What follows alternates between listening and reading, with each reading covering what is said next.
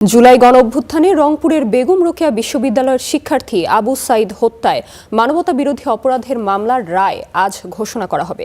গত ৫ মার্চ বিচারপতি নজরুল ইসলাম চৌধুরীর নেতৃত্বাধীন ৩ সদস্যের আন্তর্জাতিক অপরাধ ট্রাইব্যুনাল ২ রায়ের এই দিন ধার্য করেন।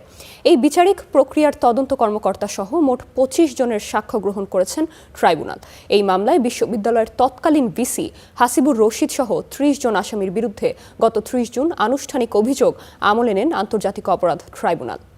২ মামলায় ৩০ আসামির মধ্যে ৬ জন গ্রেপ্তার হয়েছেন। গ্রেপ্তার আসামিরা হলেন সাবেক প্রক্টর শরীফুল ইসলাম, সাবেক সহকারী রেজিস্ট্রার রফিউল হাসান রাসেল, রেজিস্ট্রারের কার্যালয়ের চুক্তিভিত্তিক সাবেক কর্মচারী মোহাম্মদ আনোয়ার পারভেজ, পুলিশের সাবেক সহকারী উপপরিদর্শক আমির হোসেন, সাবেক কনস্টেবল সুজন চন্দ্র রায় ও নিষিদ্ধ সংগঠন ছাত্রলীগের নেতা ইমরান চৌধুরী ওরফে আকাশ। ২০২৪ সালের ১৬ জুলাই কোটা সংস্কার আন্দোলন চলাকালে রংপুরের বেগম রোকেয়া বিশ্ববিদ্যালয়ের সামনে পার্ক মোড়ে পুলিশের গুলিতে নিহত হন আবু সাইদ।